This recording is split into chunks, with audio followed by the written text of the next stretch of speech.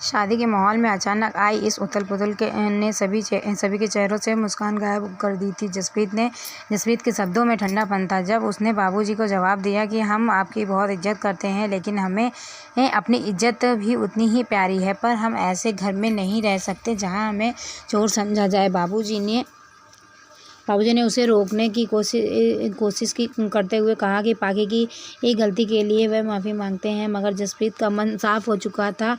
तोशु जब दूर खड़ा यह सब देख रहा था, मन ही मन सोच रहा था कि अगर ये लोग चले गए तो मेरे कंटेंट का क्या होगा, मेरी कमाई रुक जाएगी। जसप्रीत ने तय कर लिया और सबको चलने के लिए कहा, यहाँ तक कि सरिता से भी पूछा कि वह क्या सोचती है।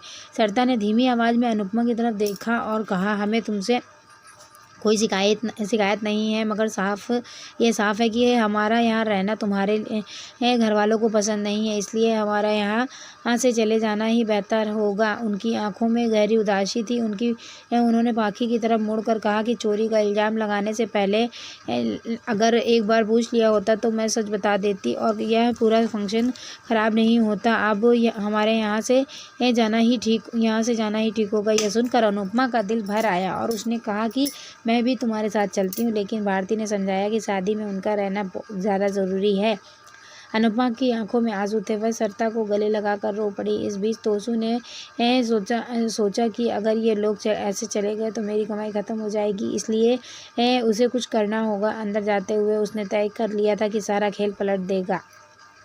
जसप्रीत ने जाते जाते कहा कि हम अपना सामान यहीं छोड़ कर जा रहे हैं, अच्छे से चेक करके इसे हमारी होटल भिजवा देना। सभी निकलने ही वाले थे कि तोशु हाथ में चमकता हुआ नेकलेस लेकर आया। सभी की निगाहें उस पर टिक गई और पूरे माहौल में हैरानी छा गई। अनुपमा भी चौंक गई, जबकि पाखी के चेहरे पर परेशानी साफ झलक रही थी। अनुपमा के बिना समय गंवाए तोशु से पूछा कि उसे ये नेकलेस कहाँ मिला, लेकिन वह कोई जवाब नहीं दे रहा था। दोबारा पूछने पर भी तोशु टाल-मटोल करने लगा।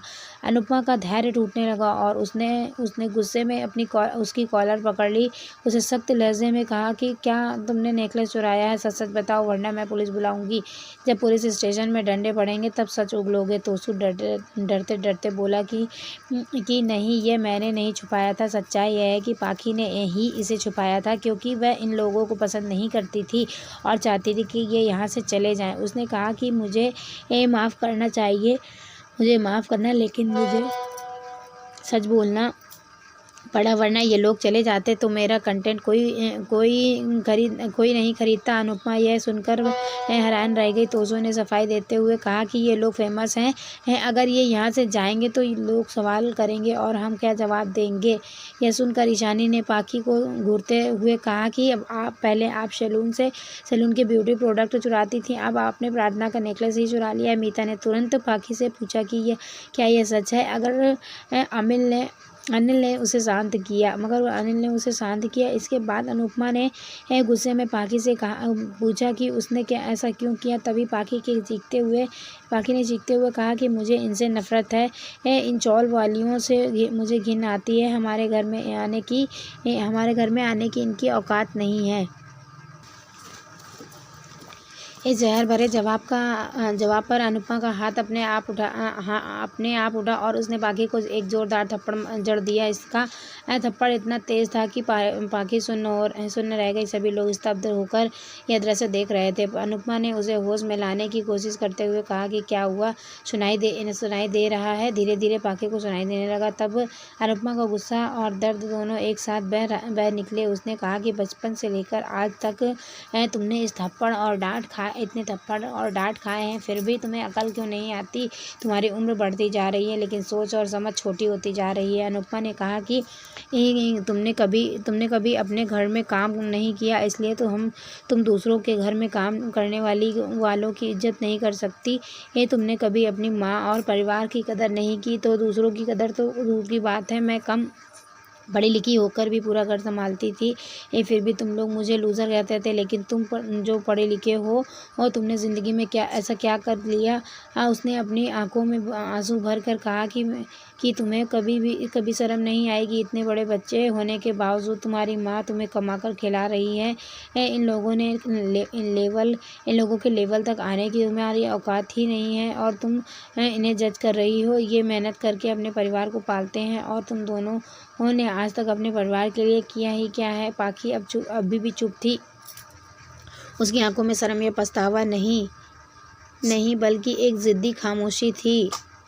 मगर माहौल ऐसा था कि हर कोई इस सच से हिल चुका था। सरिता, जसप्रीत और बाकी मेहमानों के चेहरे पर मिले जुले भाव थे। एक तरफ उसे इंसाफ मिला था और दूसरी तरफ इस पूरे तमाशे ने शादी की खुशियों को पूरी तरह से फीका कर दिया था। अनुपमा वहीं खड़ी थी, सांसें भारी, दिल में एक कसक और आंखों में आंसू का बोझ था, क्योंकि यह सिर्फ एक नेकलेस का मामला नहीं था। यह उसके अपने बच्चों की सोच का आईना था, ये जो उसे सालों से चुभ रहा था। अनुपमा की आंखों में गुस्सा और निराशा एक साथ झलक रही थी। उसने पाखी को सीधे सवाल किया, हाँ, क्या तुमने कोई घर का कोई काम किया है? क्या तुमने कभी टॉयलेट साफ़ किया है? पाखी ने मुंह बनाया और अनुपमा ने तुरंत टोका, मुंह मत बना, कल से इस घर के सारे टॉयलेट तू साफ करेगी। यह सुनकर पाखी जैसे पत्थर की हो गई। कमरे में सन्नाटा छा गया। अनुपमा ने उसे फटकारते हुए कहा कि इन लोगों की कदर करना सीखो। अगर ये चौल वाली हैं तो तुम क्या हो? क्या महलों में रहने वाली राजकुमारी हो? यह घर मेरा है और मैं चाहूँ तो तुम्हें इसी घर से बाहर निकाल सकती हूँ। तब फुटपाथ पर जाकर रहना और जब मैं तुमसे पूछूं कि वहाँ कैसा लग रहा है, तब समझ आ जाएगा कि असली ज़िंदगी कैसी होती है। पाखी का चेहरा उतर गया। अनुपमा का स्वर और कठोर हो गया। हाँ, घमंड इंसान को सबसे ज़्यादा बर्बाद करता है। इसी घमंड ने तुम्हारे पिता की ज़िंदगी बर्बाद कर दी थी। सच्चे रिश्ते पैसे और रुतबे से नहीं बल्कि इज्जत और समझ से चलते हैं। उसने गहरी सांस ली और कहा, बस अब मेरा भाषण ख़त्म हुआ, अब समय है कार्रवाई का। वह पाखी की ओर मुड़ी और आदेश दिया, सरिता ताई के पैर पकड़कर माफ़ी मांगो। पाखी अवाक रह गई, लेकिन अनुपमा ने उसे बिना विकल्प दिए सरिता के पैरों में बिठा दिया। हाँ, गुस्से में कहा, माफ़ी मांगो। पाखी ने धीमी आवाज़ में सॉरी कहा। अनुपमा ने तुरंत टोका, इतना ही मज़ा नहीं आया। जिस तरह ऊंची आवाज़ में इल्ज़ाम लगाए, वैसे ही ऊंची आवाज़ में सॉरी बोलो। पाखी चुप रही तो अनुपमा का लहजा और सख्त हो गया। सॉरी बोलो वरना पुलिस बुलाऊंगी। अब अखबार में तुम्हारी चोरी की खबर छपेगी, तब देखना तुम्हारी टीम को एक भी वोट नहीं मिलेगा। राही ये सुनकर हैरान हो गई। दबाव में आकर पाखी ने फिर से सॉरी कहा, लेकिन अनुपमा संतुष्ट नहीं हुई। उसने तोसू को इशारा किया, रिकॉर्डिंग करो। अनुज डांस अकादमी की मेंबर डांस रानी की तरफ माफ़ी मांगती है। तो उसने कैमरा ऑन किया तो पाखी का चेहरा पीला पड़ गया। तथा पाखी ने हाथ जोड़कर सॉरी कहा। अनुपमा ने हल्का सा सर हिलाकर कहा, शाबाश, अब बाकी पूरी टीम में से माफ़ी मांगो। मजबूर होकर पाखी ने सबके सामने माफ़ी मांगी, लेकिन अनुपमा यहीं नहीं रुकी। उसने राही की ओर मुड़कर कहा, अब तुम्हारी बारी है। राही कोठारी तुम ही सरिता के पैरों में गिरकर माफ़ी मांगो। राही की आंखों में हैरत थी। मैं माफ़ी क्यों मांगूं? मैंने क्या किया है? अनुपमा ने ठंडे स्वर में जवाब दिया, अगर पाखी ने चिंगारी लगाई तो तुमने उसमें घी डाला है, इसलिए माफ़ी तुम्हें भी मांगनी पड़ेगी। सरिता ने बीच में आकर कहा, हाँ, रहने दीजिए। मगर अनुपमा ने दृढ़ता से कहा, माँ का काम बच्चों की गलतियाँ सुधारना भी होता है। उसने राही को आदेश दिया, माफ़ी मांगो। राही ने इनकार कर दिया, मैं माफ़ी नहीं मांगूंगी। अनुपमा को गुस्सा फूट पड़ा और उसने हाथ उठाया, मगर थप्पड़ पड़ने से पहले ही जसप्रीत ने उसका हाथ थाम लिया। सभी चौंक गए। जसप्रीत ने कहा, रहने दो, हमें इससे माफ़ी नहीं चाहिए, हम जा रहे हैं। वहीं वह मुड़ी, लेकिन तभी अंश और प्रार्थना आगे आए और विनती की, कृपया हमारी शादी छोड़कर मत जाइए। किंजल और प्रेम ने भी उनका साथ दिया। मनोहर जी ने सरिता की ओर इशारा किया, मानो कह रहे हैं कि रुक जाइए। सरिता ने धीरे धीरे सिर हिलाकर हामी भर दिया। अनुपमा ने राहत की सांस लेते हुए उन्हें धन्यवाद दिया। माहौल थोड़ा शांत हुआ, लेकिन राही और पाखी के चेहरे पर नाराज़गी साफ थी। बाबूजी और मनोहर जी ने सबको माहौल हल्का करने के लिए डांस करने का प्रस्ताव दिया और धीरे धीरे सभी नाचने गाने में शामिल हो गए। इसी बीच अनुपमा ने राही और पाखी की ओर मुड़कर कहा, तुम चाहे जितनी कोशिश कर लो हमें डराने की, हमें घबराने वाले नहीं हैं। इस बार मैं अंश की शादी की वजह से चुप रही, लेकिन अगली बार किसी ने ऐसी हरकत की तो मैं खुद उसे घसीटकर पुलिस के पास ले जाऊंगी। राही और पाखी दोनों के चेहरे बदल गए। थोड़ी देर बाद पाखी ने धीमे स्वर में राही से कहा, यह चौल वाली तुम मम्मी को हमसे भी ज़्यादा प्यारी हैं। वह इन्हें जिताने के लिए अपनी बेटियों को हराने की पर तुली हुई है। राही के होंठ कस गए। चाहे कुछ भी हो जाए, मैं इन्हें जीतने नहीं दूंगी। उनकी आंखों में एक नई साजिश की झलक थी। इसी के साथ उस दिन का माहौल थोड़ा कड़वाहट और थोड़ा मजबूरी के बीच ख़त्म हुआ, लेकिन आने वाले दिन में क्या होगा इसका अंदाज़ा शायद किसी को नहीं था।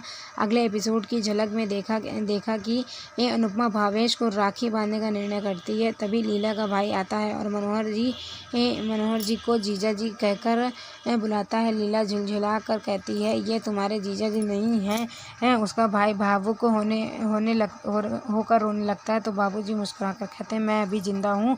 इस हल्की फुल्की नोक झोंक पर सभी हंसने लगते हैं, मानो पिछली रात का तनाव कुछ देर के लिए भूल गए हों।